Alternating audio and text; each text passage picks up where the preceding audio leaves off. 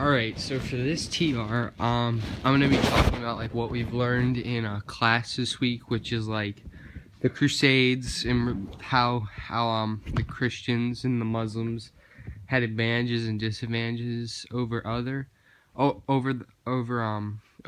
themselves, and how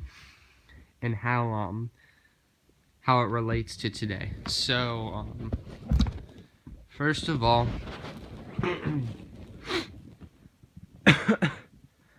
The Crusades I learned that they were military expeditions that began in the 11th century between the European Christians in response to the Muslims of wars. This was all with expansion. Their objectives were to check the spread of Islam and to retake control of the Holy Land in the Eastern Mediterranean. And it was to conquer other pagan areas.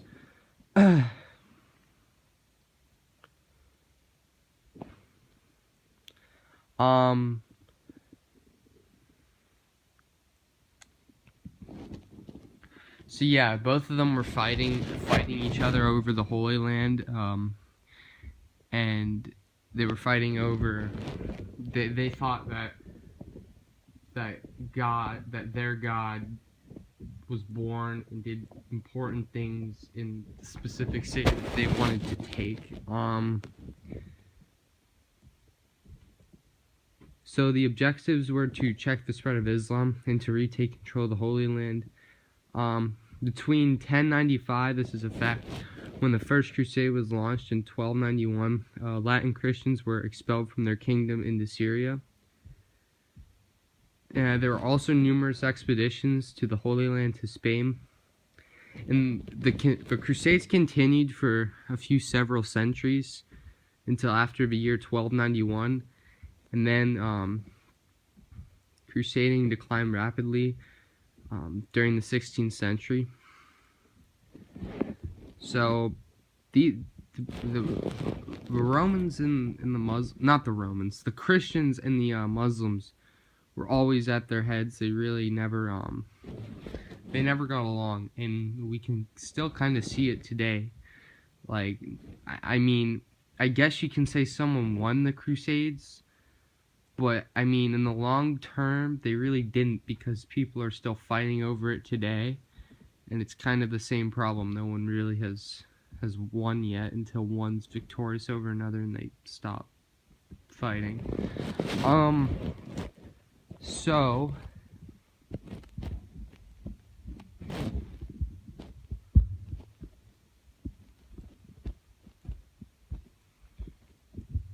So another thing that really shocked me that we learned this week was close to 2/3 of the Christian population would be conquered and killed by the Muslims at the end of the 11th century. So that means that only, like, at the time, there were only one-third of the Christian population was left, and that's 33% of the Christians. That means that the other, like,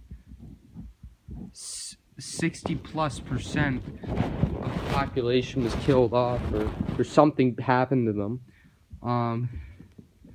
So the Muslims conquered areas where Christians were in Palestine, Syria, Egypt, and Anatolia.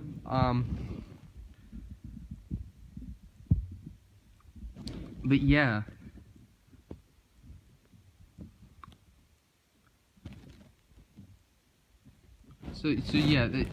So now I'm gonna kind of go into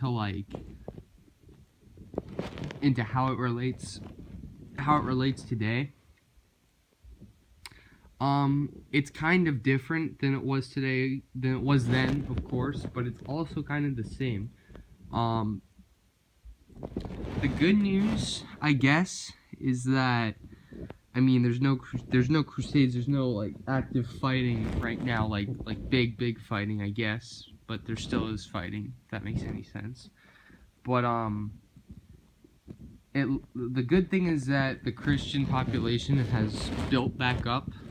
At least not, like, more than half of the Christian population is dead, but I mean, in the areas where the Muslims are still fighting. But I mean, they were fighting in the 11th century, and it's the 21st century today. And I mean, in those areas where, in regards to fighting, I mean, nothing's really changed. They're still fighting over the Holy Land. The Muslims still fight over Jerusalem today. It's, and I don't know. I don't know if it'll end very soon, the fighting, because two major religions like that going back and forth, I don't see it ending anytime soon in the near future at all. It's been going on for, even before the Crusades, it's been going on.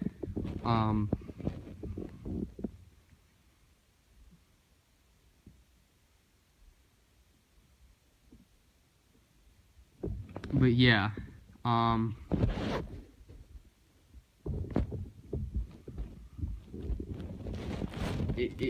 don't see it changing.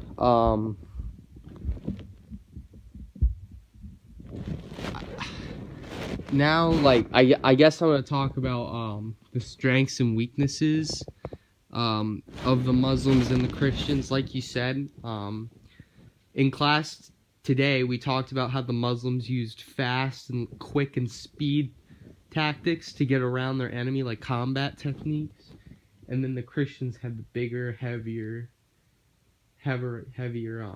fighting machines to try to beat their enemy with. But we talked about that today.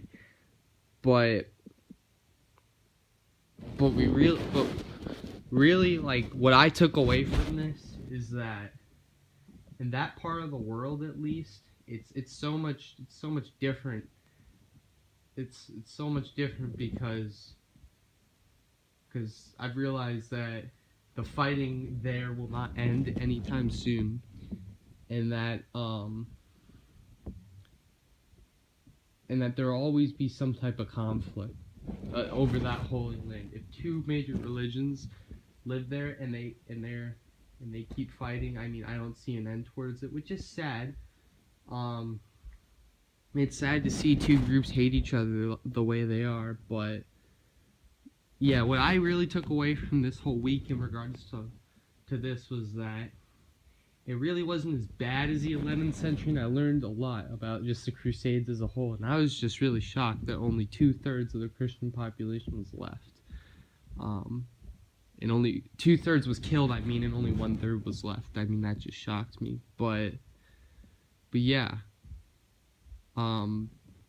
This is my TR, and yeah, that is it.